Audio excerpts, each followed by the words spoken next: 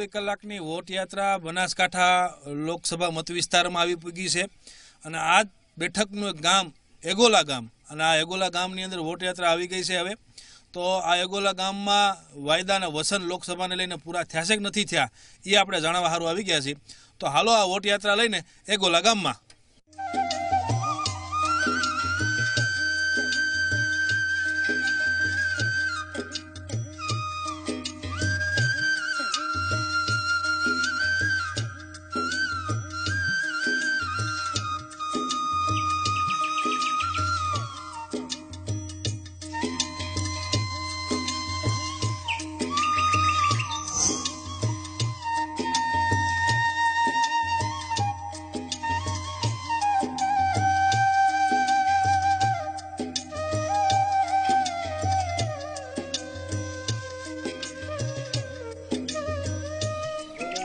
એ G24 કલાકની vote યાત્રા Banaskantha seat ઉપર અત્યારે ફરી રહી છે ત્યારે બનાસકાંઠાનું આ ગામ જે છે એ પાલનપુર નજીકનું ગામ છે એગોલા ગામ છે આ નામ જે એના ગામની અંદર જો તો નિશાળ છૂટી છે અત્યારે અને છોકરાઓ નિશાળે જતા હતા નિશાળેથી ઘરે જતા હતા અને આ વોટ યાત્રા જોઈ ગયા અને અત્યારે એ હોતને જોવા ઊભા છે કે શું થાય છે બધું તો આ એગોલા ગામમાં અત્યારે આ લોકસભાની ચૂંટણીનું વાતાવરણ કેવું છે એ આપણે પૂછીએ એક યુવાન જે ઊભા છે અને ભાઈ શું નામ તમારું? મહેન્દ્રભાઈ આ લોકસભાની ચૂંટણી આવી ગઈ 2019ની આ ગામની અંદર પ્રચાર પ્રસાર કાંઈ શરૂ થયો કે નહીં? શું વાતાવરણ છે અત્યારે? અહીંયા પ્રચાર પ્રસાર ચાલુ જ છે.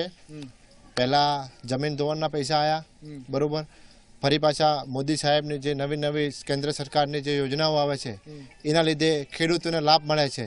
એ ખેડૂતોને લાભ મળે એ લાભના લીધે ખેડૂતો પોતાના ઘરમાં વાત કરે એના લીધે એક મોદી સાહેબની સરકાર 2019માં ફરી બને એ માટે ખેડૂતો પોતાને હાલથી મક્કમતા લઈ લીધી છે કે આગામી 2019માં બી મોદી સાહેબને આપણે વોટ આપી અને 2019માં મોદી સાહેબને આપણે જીતાડવાના છે. કારણ કે આવા વડાપ્રધાન ના મળે. આવા વડાપ્રધાન એટલે કે ઉજ્જવલા યોજના હોય ખેડૂતો માટે ઘણું બધું કરી શકે છે.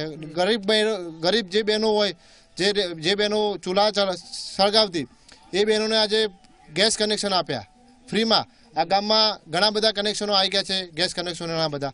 એટલે મોદી સરકારના જે નવી યોજનાઓના લીધે હાલ પ્રચાર પ્રસાર એકદમ લાભ મળ્યા છે કે ખાલી વાતો છે? લાભ મળી ગયા છે બધાને.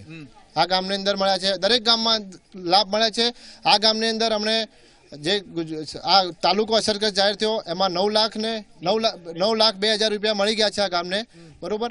એના આગળ બી બાજુના ગામમાં બી હાલ ચાલુ જ છે પ્રોસેસ, એટલે લાભ મળ્યા છે ટોટલે. એ જેટલી આ જે સુવિધા છે સરકારની અને જે કંઈ જાહેરાતો કરી હતી જાહેરાતના જે વસનો હતા એ વસનો જે છે એ એગોલા ગામમાં પૂરા થયા છે. બીજા એક કાકા ઉભા એને પૂછી, કાકા શું કહે છે ખેડૂઆ ગામનો અને શેનું વધારે ઉત્પાદન થાય છે? અહીંયા વધારે એરંડા, બટાકા, પછી મગફળી બરાબર. મગફળીના સક્ષમ ભાવ એમ કે 1000 રૂપિયા સરકારને આપી દીધા છે અને સરકારની ભાવ બધે પણ આપ્યા છે. આ સાલે એવું છે કે થોડું એરંડામાં પણ ભાવ સારા હતા છતાં હવે તૂટવા તૂટ્યા છે એમ.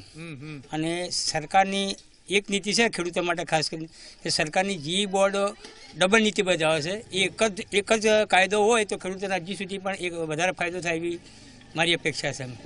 એ જો આ ખેડૂએ 2019ની ચૂંટણી પહેલાં એક અપેક્ષા નાની એવું મૂકી છે આપણે પૂરી કરાવવાની ગમે એમ કરીને. તો આ બધા રાઈડ ઉપર ભાવ ટેકાના નથી મળતા, વીમા નથી મળતા, તો આપણે મળ્યા છે કે નથી મળ્યા? 100% મગફળીના 1000 રૂપિયા ભાવ ચૂકવામાં આવે. જેને ભરાઈ છે એની નથી ભરાઈ નહીં, નથી મળ્યા એમ. તો આ જેને નહીં ભર્યા હોય એને નહીં મળ્યા હોય એટલે એ રાઈડું નાખે ગમને મળ્યું નથી એમ. એવું ચોક્કસ છે. જો ભરો તો પૈસા મળે, ન ભરો તો કાંઈ મળે નહીં.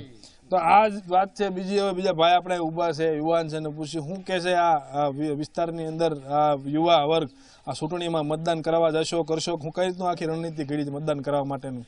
મતદાન તો અમે કરીશું પણ પાણીના સ્તર ઊંચા લાવવા માટે બાળારામ ડેમ પછી દોતીવાડા ડેમ એ અમારે ભરેલા હોવા જોઈએ તો અમારે પાણી સ્તર ઊંચું આવે અને ખેડૂતોને લાભ મળે પાણી માટે. પાણી સ્તર ઊંચું આવી જાય અને જો પાણી આવે ખેતરમાં તો કેટલો ફાયદો થાય એમ છે ખેડૂતને?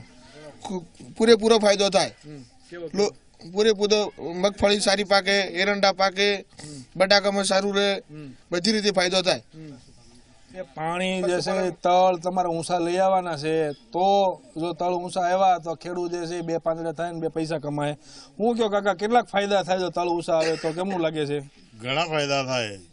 કેમના? તળ ઊંચા આવે તો પશુપાલન પણ વધારે રાખી શકે, ઘાસચારો વધારે ઉત્પન્ન થાય, એના લીધે લોકોને રોજીરોટી મળી શકે છે. એ જો પાણી ઊંચા આવે તો રોજીરોટી વધારે મળે. પણ આ અહીંયા છે ને આ દૂધની ડેરી છે, તો એનો વ્યવસાય અહીંયા કેવા પ્રકારનો છે પૂછે. દૂધની ડેરીનો વ્યવસાય કેવો છે અહીંયા અને શું છે? અહીંયા 80% લોકો દૂધના વ્યવસાય સાથે સંકળાયેલા છે. આજની તારીખમાં બનાસ ડેરી 70 થી 80 લાખ લીટર દૂધ પ્રતિદિન એમનો ટર્નઓવર થાય છે. આ ગામની અંદર તમામ લોકો દૂધના વ્યવસાય સાથે સંકળાયેલા છે. અહીંયા જે બનાસ ડેરીના ચેરમેન શંકરભાઈ ચૌધરીએ હમણાં જ આપણે રૂપાણી સાહેબ આવ્યા 26મી જાન્યુઆરીએ, એટલે 20% દૂધમાં પણ વધારો આપ્યો ફેટે. એ બી ખેડૂતો માટે ખૂબ ફાયદાકારક છે. એ દૂધનો વ્યવસાય ઘણો સારો છે અને નીતિ જે સરકારની છે અહીંયા સારી છે ગામમાં, એવું જાણવા મળે છે. એક યુવાન અહીંયા ઊભા છે, યુવાનને લગતા અહીંયા રોજગારી છે કે નહીં, કોઈ ઔદ્યોગિક પરિસ્થિતિ કેવી છે એ જાણીએ આપણે. આ ચૂંટણી આવી ગઈ લોકસભાની ભાઈ, તો આ વખતે યુવા વર્ગ જે છે તમારા ગામનો આજુબાજુનો મત વિસ્તારનો શું વિચારે છે, કેવું હોવું જોઈએ અને આ નીતિ બધું બરોબર છે કે નહીં, અને ખાસ તો આ જે વાયદા થયા છે યુવાનોને લગતા એ પૂરા થયા કે નથી થયા, શું કહો તમે લોકસભામાં?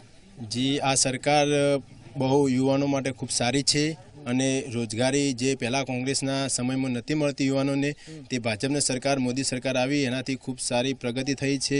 સ્તર ઊંચા લાવવા હાટુથી એક ડેમની જરૂરિયાત છે. નહીં ડેમ જો અહીંયા આવી જાય, એક બીજા ખેડૂત ઊભા છે ને પૂછીએ આપણે આમ ના આવો કાકા, આમ ના આવો, ક્યાં વાહે ભાગો, આમ ના આવો, તમે આવો હાલો. આ જો સ્તર ઊંચા આવી જાય તો શું ફાયદા થાય એમ છે ખેડૂતને, કેવી કેવી પરિસ્થિતિમાં પરિવર્તન આવે એમ છે? અત્યારે અમારા હાલ 30% જેટલી ખેતીમાં, હાલ 30% જેટલી જમીનમાં વાવેતર થાય છે. 70% હાલ ખેતર પડ્યા જ છે. હાલ સૂકા ભંટ હુકામ પડ્યા રહ્યા છે. સૂકા પાણીના સિવાય પાણી નથી અમારા ખેતરોમાં. એટલે જો બાલારામ જો ડેમ વધવામાં આવે અને ત્યાં પાણી રોકાય અને આ દોતીવાડા ડેમ પૂરેપૂરો ભર્યો રહે તો અમારા નજીક જ છે, ગામથી લગભગ આશરે 18 થી 20 કિલોમીટર જ પડે છે.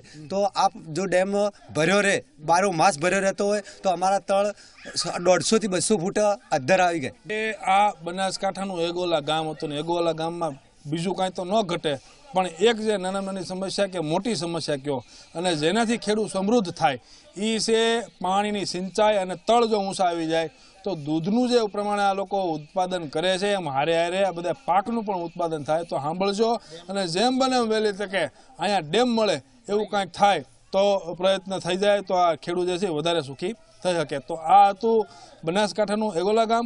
હાલો આપણે આ વોટ યાત્રા લઈને જઈ બીજે ગામ.